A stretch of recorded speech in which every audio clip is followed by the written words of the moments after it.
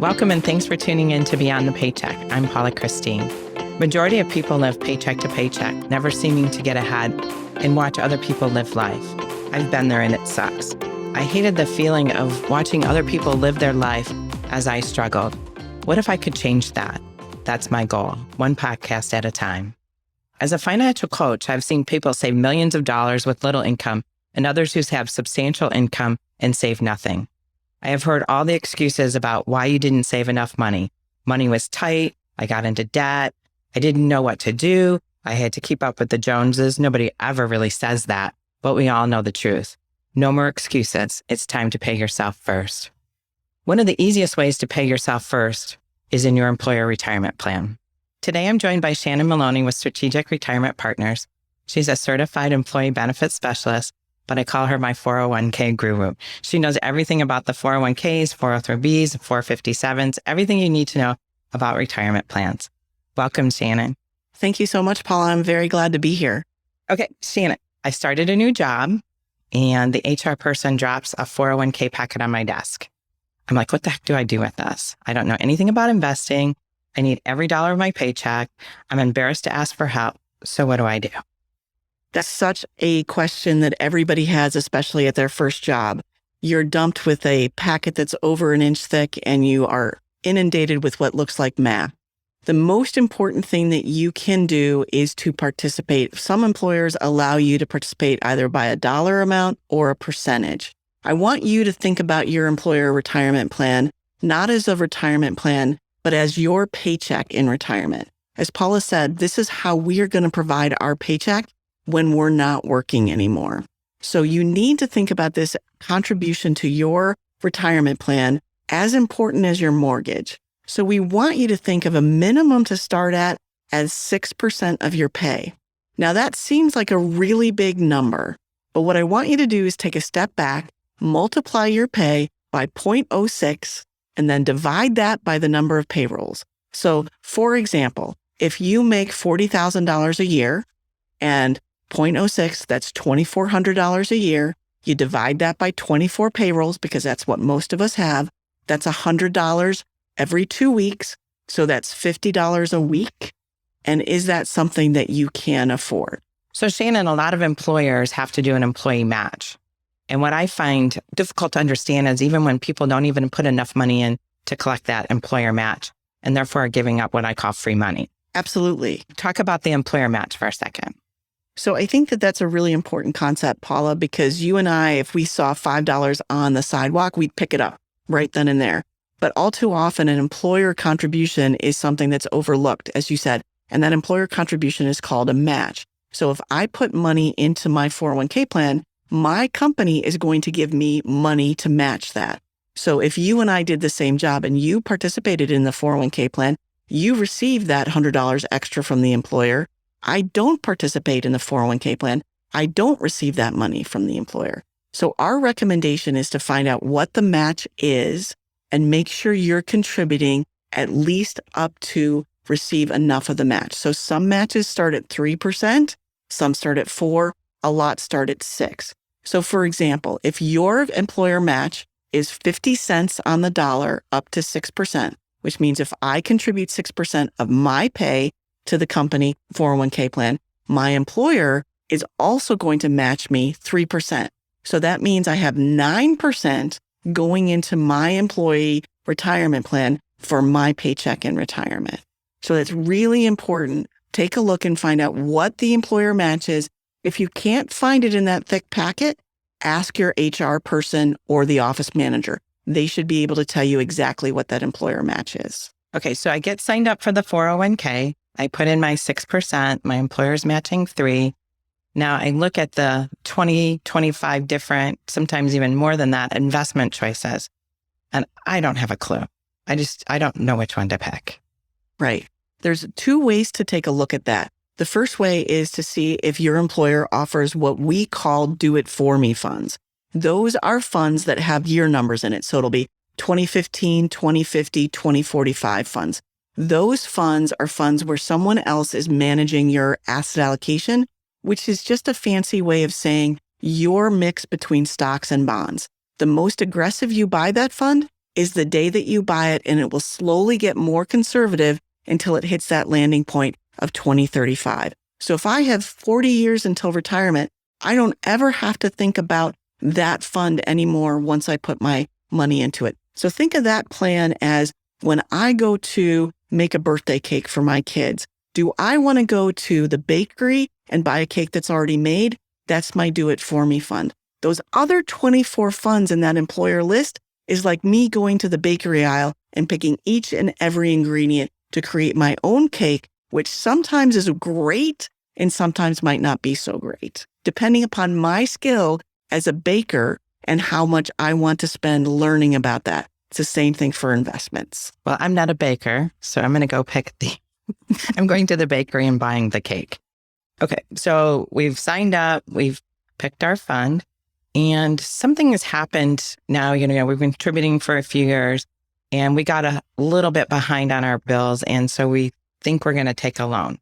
And I know that happens, and I know that option is available, but it just makes me cringe when I think about having someone do that. Talk about why you would not want to take a loan from your 401k. That's such a great question. And I was actually meeting with participants yesterday, Paula, and someone wanted to take a loan from their retirement account. And my first question to them is, why do you need the loan? And when we really drilled down to it, it was because he wanted something, not because he needed something, and because he heard that it is better to take money from myself and pay myself back than to go to the credit union and go borrow money. That is one of the biggest myths out there. So when you take money out of your 401k account as a loan, you have to pay it back after tax. So you pay that back over 5 years after tax. But the money that you had that you saved so much and sacrificed to get into the market is now not earning any compound interest. It's not earning any of that investment return while it's coming out of the market. So if you had $20,000 in your account and you took a $5,000 loan, your account is now only $15,000 in the market that's trying to help you grow that to your retirement nest egg. I know people do it.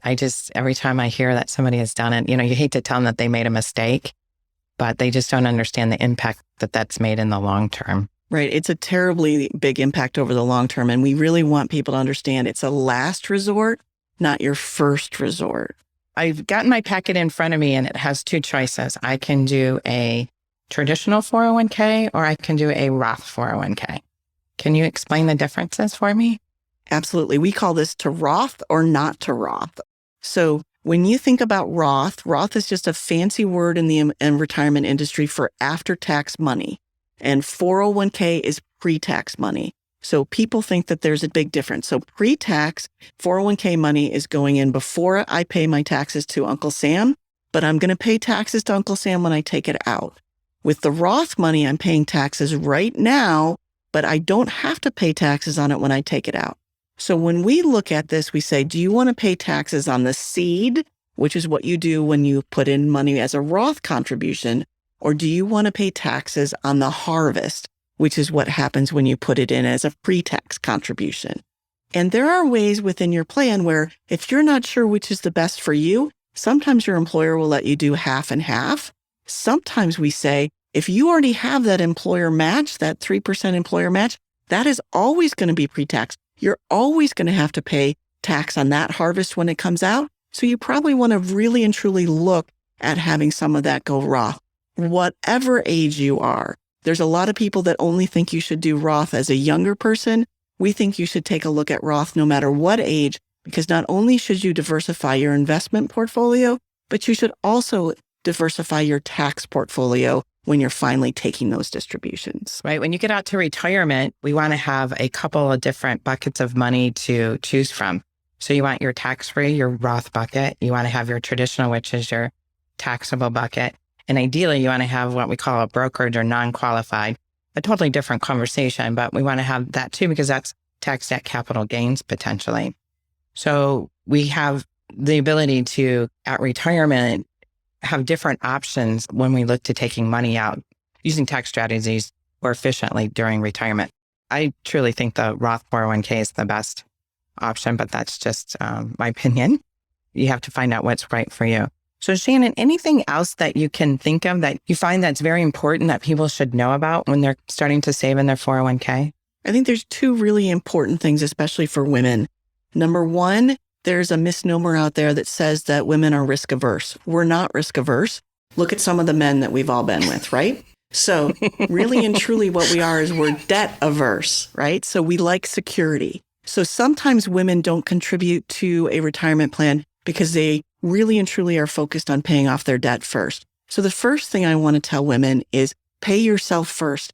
Even if it is only that first hour of pay that you make, please contribute that to your retirement plan. We live longer than our male counterparts and we make less than our male counterparts. So it's really important that we take advantage of that.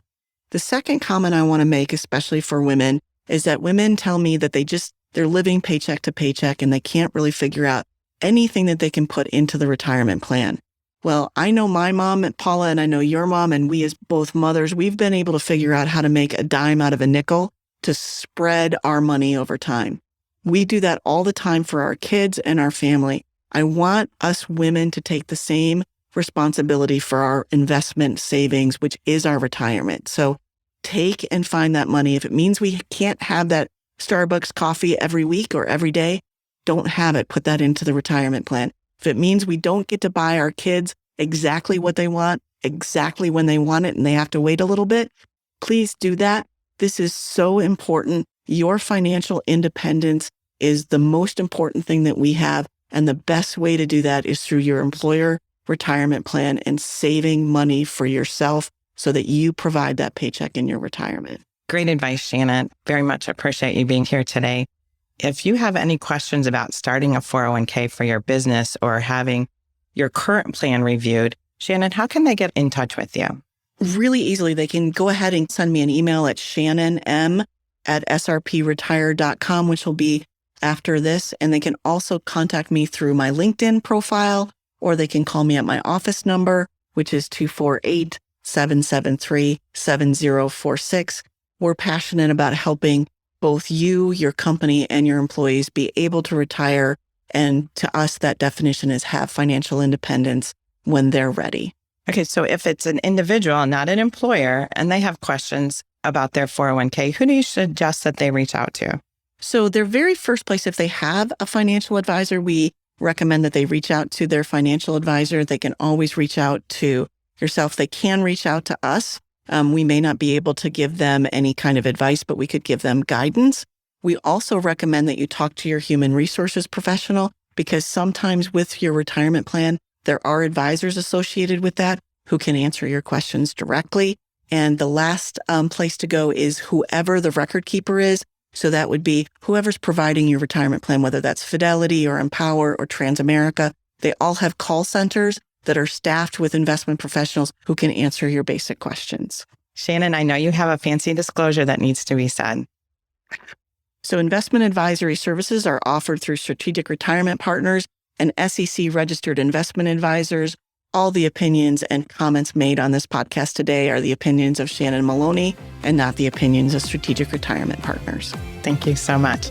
Again, if you have any questions, feel free to reach out to me at paula@paulachristine.com or visit my website at paulachristine.com. Thanks, everybody, and take care of yourself.